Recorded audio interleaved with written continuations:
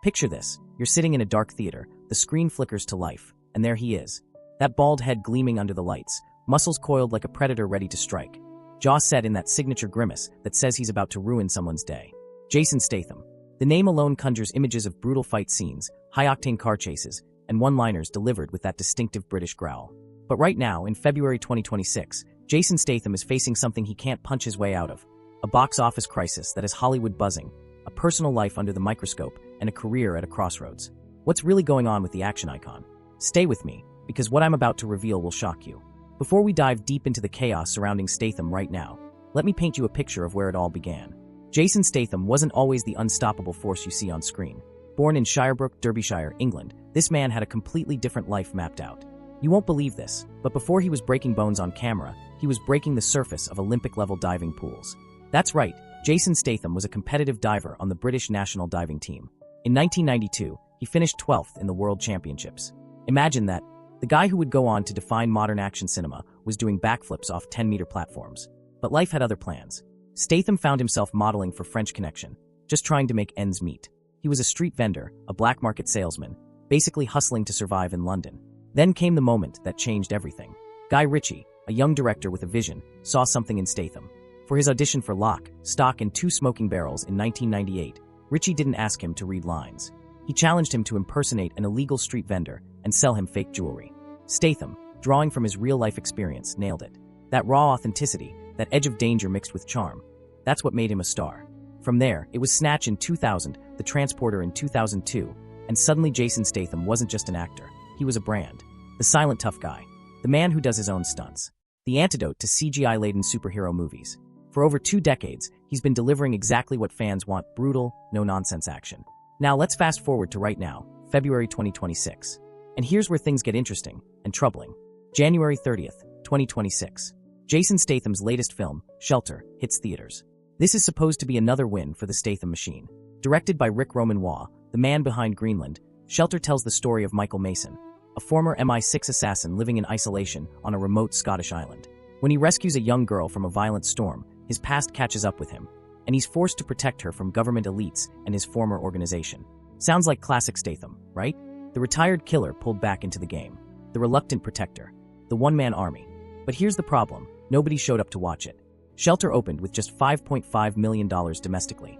To put that in perspective, The Beekeeper, Statham's film from January 2024, opened with $16 million. A Working Man in 2025 did similar numbers.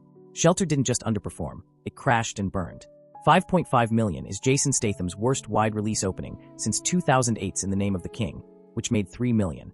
We're talking about an 18-year low for one of the most bankable action stars on the planet. The critics weren't cruel. Shelter sits at 63% on Rotten Tomatoes from critics and 88% from audiences. People who saw it liked it. The problem? Nobody went to see it.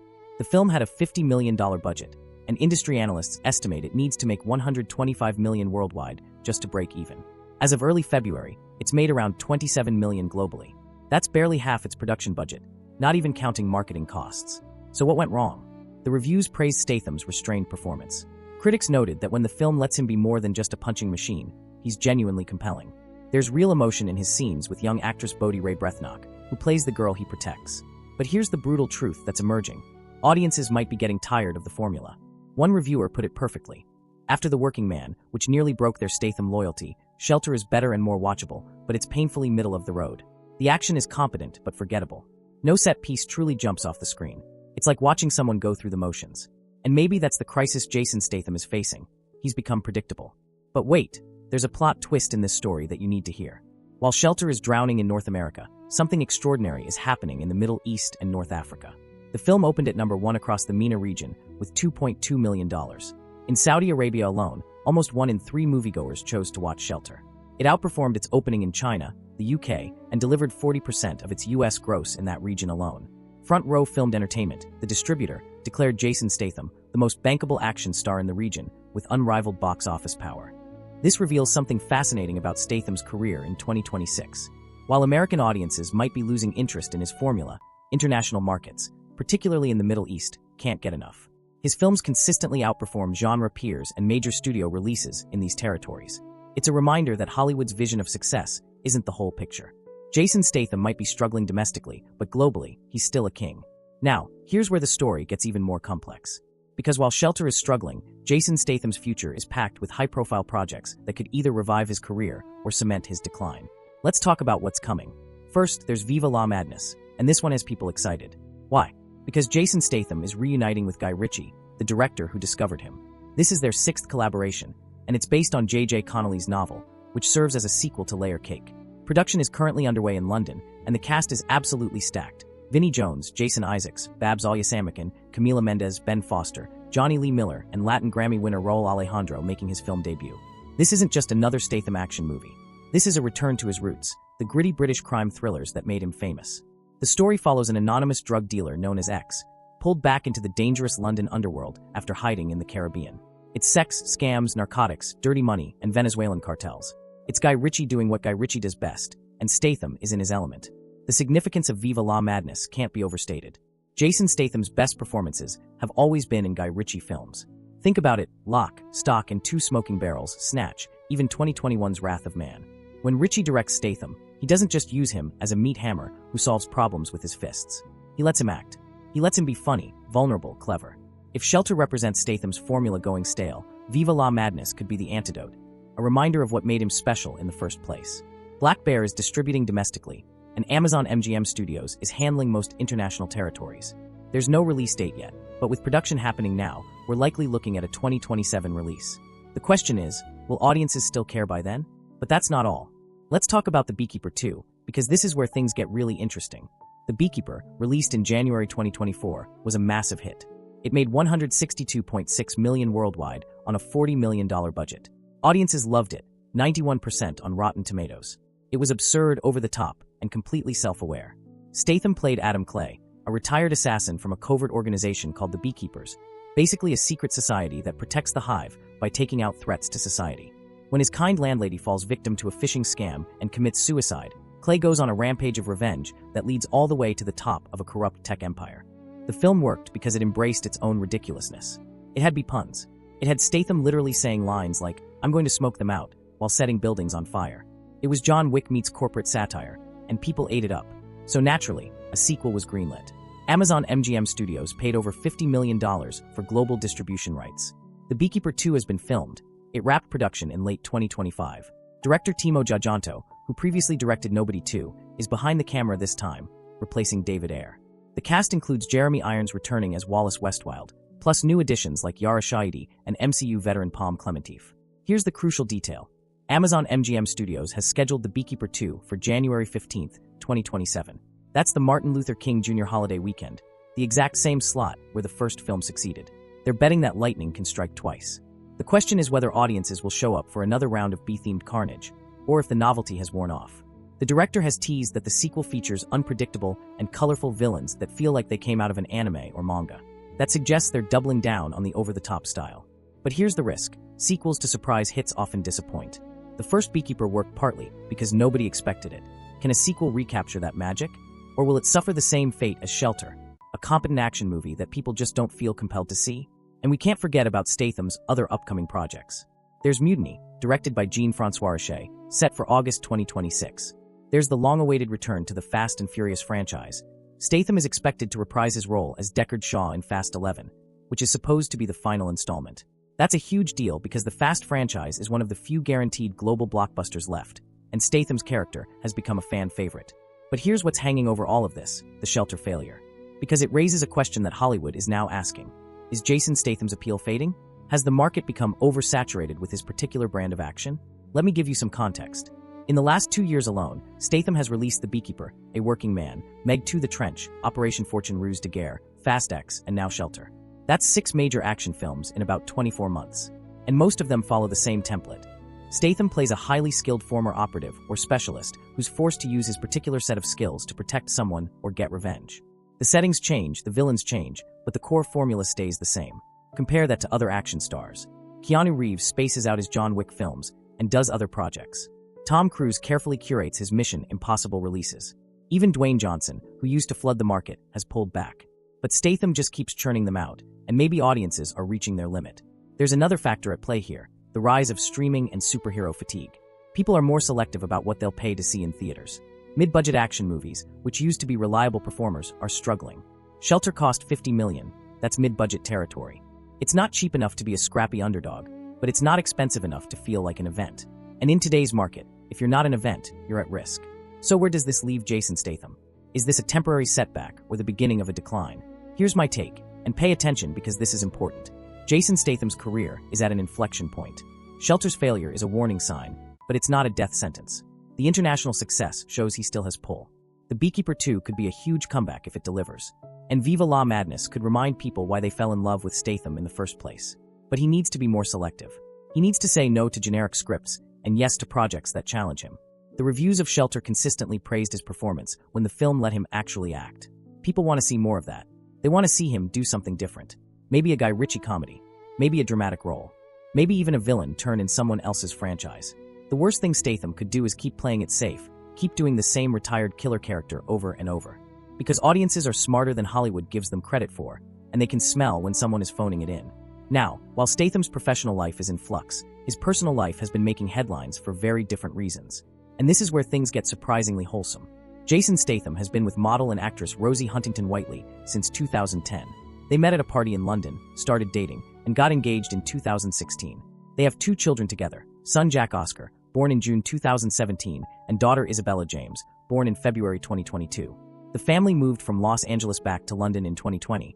And here's what's fascinating about this. Statham and Huntington-Whiteley aren't married. That's right. Despite being together for 15 years, being engaged for almost 8, and having 2 kids, they've never tied the knot. And in a recent interview with the Sunday Times, Huntington-Whiteley explained why. Maybe one day, she said. It's not something that's ever been massively important to me. Throwing a big, fancy wedding is not something I feel is necessary at this point in my life. If we do, it will be low-key. She also opened up about their 20-year age gap. Huntington-Whiteley is 38, Statham is 57, and insisted it's never been an issue. I'm committed to my family, she said. I value the family unit, and he's just been such an incredible person in my life. We take each day as it comes. There's a lot of love and fun and humor, and we just try to make it work. What's particularly interesting is how hands-on Statham is as a father. Huntington-Whiteley calls him the human playground because he's constantly got the kids on his back, rolling around with them. He's so playful. The man has insane amounts of energy, it's boundless. He's a big kid himself, but also an upbeat reinforcement and positive influence on them, and incredibly attentive, loving, and capable. The couple splits parenting duties equally. They do school drop-offs on an electric bike big enough for the whole family. She described it as quite a sight. And you have to imagine Jason Statham in sweatpants and aloe gear, driving his kids to school on a bike. It's such a stark contrast to his on-screen image. The reason they moved back to London was twofold. They wanted their kids to have a British education and experience the childhood Huntington-Whiteley had growing up on a farm in Devon, and it allowed Statham to be home more. He was like, I'm going to be away from you and the kids for big stretches shooting movies. If we move to London, I can make everything there, she explained. He goes to work and comes home at the end of the day, which is pretty special for somebody in his line of work. This paints a picture of Jason Statham that the public doesn't usually see. The tough guy action star is actually a devoted, playful dad who rearranged his whole career to be present for his family. It humanizes him in a way that could actually help his career. People connect with authenticity, and this is as authentic as it gets. There have been rumors, and these are just rumors, so take them with a grain of salt, that the couple might be considering trying for a 3rd child. They've reportedly worked through some relationship challenges, as any long-term couple does, and are said to be happier than ever. Whether that means another baby is coming, we don't know. But what's clear is that family is Statham's absolute priority right now. Now, let's circle back to the bigger picture. What does all of this mean for Jason Statham's legacy? Here's the thing about Jason Statham that often gets overlooked. He's one of the last true action stars. Let me explain what I mean by that. In the 80s and 90s, we had Arnold Schwarzenegger, Sylvester Stallone, Jean-Claude Van Damme, Steven Seagal, Bruce Willis. These were guys who carried movies on their shoulders based purely on their physicality and persona. They weren't necessarily great actors, though some were better than others. But when you saw their name on a poster, you knew exactly what you were getting. Then came the superhero era, and the concept of the action star changed. Now you have Chris Hemsworth as Thor, Chris Evans as Captain America, Robert Downey Jr. as Iron Man. They're action stars, sure, but they're playing characters from established IP. Remove the superhero suit, and their drawing power drops significantly. Jason Statham belongs to that old-school tradition. He is the franchise. When you go see a Jason Statham movie, you're not going for the character. You're going for Statham himself. And that's increasingly rare. Keanu Reeves has it with John Wick. Tom Cruise has it. Dwayne Johnson used to have it, though his recent box office struggles suggest he might be losing it. The question is whether that model still works in 2026. And Shelter suggests that maybe it doesn't, at least not in the domestic market. People are more interested in established IP and event films than in generic action movies starring that bald British guy who punches people. That might sound harsh, but it's the reality of the current market. But here's where I think Statham has a path forward. He needs to do what Tom Cruise did, make each film feel like an event. Cruise does insane stunts and promotes the hell out of them. People go to Mission Impossible movies to see what crazy thing Tom Cruise will do this time. Jason Statham also does his own stunts, but he doesn't promote them the same way. He needs to lean into that. Make it part of the marketing. Come see what Jason Statham risked his life to do in this film. He also needs to be more selective about scripts. Work with better directors. Take some risks. Do a villain role. Do a comedy. Do something that makes people say, wait, Jason Statham is in that. Surprise audiences. And finally, he needs to embrace his age. Statham is 57 years old. He's not going to be doing these action roles forever. Liam Neeson built a late-career action renaissance starting with Taken when he was 56. But even Neeson has said he's aging out of it. Statham has maybe 5 to 10 more years of peak physicality left. He needs to make them count. The Guy Ritchie collaboration with Viva La Madness is a smart move in this direction. It plays to his strengths, reunites him with the director who understands him best, and offers something different from the typical lone wolf action formula. If that film is a hit, it could completely change the narrative around Statham's career. As for The Beekeeper 2, that's a wild card. It could be a massive hit that revitalizes the brand, or it could be a desperate cash grab that further damages his reputation. A lot depends on the quality of the script, and whether Giajanto can bring the same manic energy that made the first film work. Let me give you some perspective on Jason Statham's box office track record, because it's actually more complicated than you might think. Yes, he's had huge hits. Furious 7 made over $1 billion. Fast 8 made over $1 billion. The Meg made over $500 million. But many of his non-franchise films have struggled. Operation Fortune made just $48 million worldwide. Wrath of Man made $104 million. Not bad, but not great for a Guy Ritchie film. The Expendables 4 made just under $52 million worldwide and was considered a disaster. The pattern is clear. When Statham is part of an ensemble or a big franchise, he contributes to a hit. When he's carrying a film alone, results are mixed. That's not unique to Statham. It's true for most action stars these days. But it does suggest that his future might lie more in being part of bigger projects rather than leading mid-budget actioners. And honestly, that might not be a bad thing. Statham is great in ensembles. He has charisma and screen presence that makes him memorable even in supporting roles. His brief appearances in the Fast films are always highlights. He stole scenes in Spy, the Melissa McCarthy comedy. Maybe the path forward is less Jason Statham vehicle, and more Jason Statham enhances this bigger movie. Now, let's talk about something that doesn't get discussed enough. Jason Statham's influence on action cinema. Because like him or not, he's had a significant impact. First, he helped keep practical stunt work alive in an era increasingly dominated by CGI. Statham insists on doing his own fights and stunts whenever possible. That commitment has influenced a generation of action filmmakers and actors. The John Wick films, with their emphasis on practical fight choreography, owe a debt to what Statham has been doing for decades. Second, he proved that you don't need to be a bodybuilder to be an action star. Schwarzenegger and Stallone were massive, intimidating physical specimens. Statham is fit, but he's not huge. He brought a more realistic physicality to action movies. The idea that technique and speed matter more than raw size. That opened doors for actors like Keanu Reeves and Bob Odenkirk to lead action films. Third, his British working-class persona brought a different flavor to American action cinema. The American action hero is often a cop, a soldier, a superhero. Statham brought that British criminal underworld energy. The hardened street survivor who's seen some shit and doesn't have time for your nonsense. It's a different archetype, and it's influenced how writers and directors think about action protagonists. But influence only matters if you remain relevant. And that brings us back to the central question. Can Jason Statham remain relevant in 2026 and beyond? Here's what I think. The Shelter failure is a wake-up call, not a career ender. It's telling Statham and his team that they can't keep doing the same thing and expect the same results. The market has changed. Audiences have changed. He needs to change too. The good news is that he has the talent to do it. Everyone who's praised Shelter has specifically mentioned that when the film lets Statham actually act, he's compelling. He's funny in Spy. He's got depth in Wrath of Man. He's charming in the Fast films. He's not a one-dimensional action figure. He's an actor who happens to specialize in action. So here's my prediction for Jason Statham's career in 2026 and beyond. Shelter will be remembered as a low point, a misstep.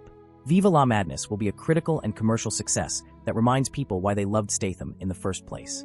The Beekeeper 2 will do solid business, not blockbuster numbers, but enough to justify the investment.